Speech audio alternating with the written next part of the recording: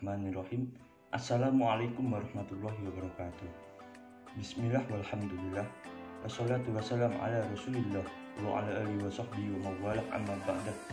Yang saya hormati Bapak Khairuddin Majid MAG selaku dosen pengambil mata kuliah sejarah peradaban Islam, serta para pemirsa dimanapun berada yang insya Allah dirahmati oleh Allah Subhanahu wa Ta'ala.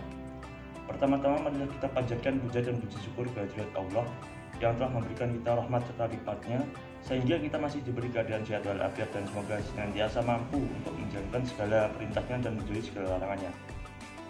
Salawat serta salam semoga selalu tercurahkan kepada junjungan kita Nabi Muhammad SAW yang telah membawa umatnya dari zaman jahiliyah menuju zaman Islamiyah dan yang kita nantikan syafaatnya di yaumil qiyamah. Sebelum memasuki materi kultum, perkenalkan saya memperkenalkan diri terlebih dahulu. Nama saya Iqbal Maulana Putra, mahasiswa YIN Kediri, program studi pendidikan agama Islam. Di sini saya mendapat amanah dari salah satu dosen saya, yakni Bapak Khairuddin Majid MAG, untuk menyampaikan materi kultum mengenai bab syukur atas nikmat zahir dan batin, yang mana sumber rujukan yang saya ambil pada materi kultum ini saya ambil dari kitab Wasoya Al-Abalul Abna. Sebagaimana telah tertulis dalam kitab Wasoya Al-Abalul Abna Ad-Darsus Salis, yakni menjelaskan mengenai hak dan kewajiban manusia terhadap Allah dan Rasulnya. Tanpa kita sadari, sesungguhnya awal mula dari kehidupan manusia hanyalah berasal dari tetes air mani yang memancar ke rahim seorang ibu. Lalu atas curahan rahmat serta nikmat Allah Subhanahu wa Ta'ala, kita dapat terlahir ke dunia ini dari rahim seorang ibu sehingga kita menjadi manusia yang sempurna.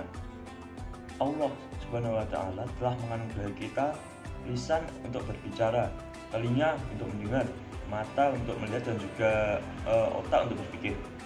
Sebagaimana Allah Subhanahu wa Ta'ala berfirman dalam Quran surat An-Nahl ayat 78 yang berbunyi Bismillahirrahmanirrahim. Wallahu akhrajakum min butuni ummahatikum la ta'lamuna syai'an wa ja'ala lakum as-sam'a wal absara wal afidata la'allakum tashkurun. Yang artinya Allah Subhanahu wa Ta'ala dan Dia Allah dan Allah telah mengeluarkan kamu dari perut ibumu dalam keadaan tidak mengetahui apa-apa, dan Dia Allah telah menganugerahi kamu pendengaran, penglihatan dan juga hati agar kamu bersyukur. Pemirsa yang dirahmati Allah, sebagaimana yang telah saya sampaikan, setidaknya ada dua poin utama yang akan kita bahas pada kultum kali ini, yakni mengenai syukur dan juga nikmat. Lalu apakah syukur dan nikmat itu? Syukur dan juga nikmat keduanya berasal dari bahasa Arab. Syukur mempunyai arti berterima kasih, sedangkan nikmat mempunyai arti pemberian ataupun anugerah. Maka mensyukuri nikmat Allah artinya adalah berterima kasih kepada Allah dan juga menerima dengan sepenuh hati atas anugerah ataupun nikmat yang Allah berikan kepada kita. Nah, lantas nikmat apakah yang harus kita syukuri?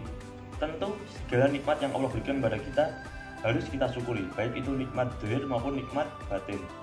Nah, sebelum kita memasuki penjelasan lanjut mengenai syukur, akan saya jelaskan sedikit mengenai apakah itu nikmat zahir dan juga nikmat batin.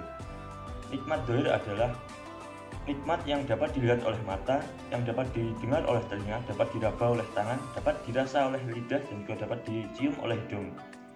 Misalnya anggota tubuh kita yang lengkap ini. Seluruh anggota tubuh kita yang lengkap ini merupakan contoh kecil daripada nikmat zahir. Lalu nikmat batin. Nikmat batin adalah kebalikan daripada nikmat zahir, yakni nikmat yang tidak dapat dilihat oleh mata, tidak dapat didengar oleh telinga, tidak dapat dirasa oleh lidah, tidak dapat diraba oleh tangan. Misalnya ilmu pengetahuan, roh kita, lalu iman dan Islam kita, dan juga bahasa ataupun pikiran kita. Itu merupakan contoh dari nikmat batin. Masya Allah, ternyata keislaman kita, lalu fisik kita yang bagus ini merupakan salah satu bentuk nikmat Allah yang diberikan kepada kita, yang terkadang kita seringkali melalaikan ataupun melupakannya untuk tidak bersyukur kepada Allah. Jika kita menoleh ke belakang, kita melihat pada masa sahabat dan juga khulafaur rasyidin. Pada masa itu sering terjadi peperangan besar dalam sejarah Islam, yang mana hampir setiap peperangan tersebut jumlah pasukan kaum muslimin dan juga kaum kafir Quraisy sangat terbalik. Misal kaum muslimin membawa 10 pasukan, maka kaum kafir Quraisy bisa membawa 100 pasukan. Akan tetapi apakah para sahabat mengeluh kepada Allah? Tentu tidak. Para sahabat dan para khulafaur rasyidin sedikit pun tidak pernah mengeluh kepada Allah atas jumlah pasukan mereka yang kalah telak dari pasukan kafir Quraisy. Meskipun pada peperangan yang kala itu umat Islam berhasil dikalahkan oleh kaum kafir Quraisy, para sahabat dan para khulafaur rasyidin tidak pernah mengeluh kepada Allah. Karena mereka beranggapan dan meyakini bahwasanya kegagalan adalah cara Tuhan untuk mengajari kita arti kesungguhan yang sebenarnya. Maka dari itu marilah kita syukuri nikmat Allah, nikmat yang Allah berikan kepada kita, baik itu nikmat zahir maupun batin, besar ataupun kecil, sedikit ataupun banyak. Para pemirsa yang dirahmati Allah, setelah kita mengetahui pengertian syukur tersebut, lalu bagaimanakah cara kita untuk bersyukur kepada Allah? Sebagaimana disebutkan oleh Hujjatul Islam Al-Imam Al-Ghazali, setidaknya ada 4 cara kita bersyukur kepada Allah, yakni yang pertama, syukur dengan hati. Syukur dengan hati dilakukan dengan menyadari dan meyakini bahwasanya segala nikmat semuanya semata-mata berasal dari Allah Subhanahu wa taala. Lalu yang kedua, syukur dengan lisan. Ketika hati seseorang sudah sangat yakin bahwa segala nikmat yang ia peroleh berasal dari Allah, maka spontan mulut kita akan mengucapkan kalimat hamdalah, alhamdulillahirabbil alamin. Lalu yang ketiga, syukur dengan perbuatan. Jika kita mendapat nikmat dari Allah Subhanahu wa taala, maka sebaiknya kita gunakan nikmat tersebut untuk perbuatan yang baik, untuk menjalankan ibadah, untuk menolong orang. Lalu selanjutnya kita juga harus menjaga nikmat dari kerusakan. Ketika kita diberi nikmat, misal kita diberi tubuh yang sehat, maka kewajiban kita adalah menjaga tubuh kita agar tetap sehat ataupun tidak, agar kita terhindar dari kerusakan. Intinya dari setiap nikmat yang Allah berikan kepada kita harus kita jaga dengan baik, dengan sebaik-baiknya. Karena jika kita mensyukuri nikmat dari Allah, maka Allah akan menambahkan nikmat kepada kita. Sebagaimana Allah berfirman dalam Quran surat Ibrahim ayat 7 yang berbunyi, la in syakartum la azidanakum wa la in kafartum inna adzabi lasyadid.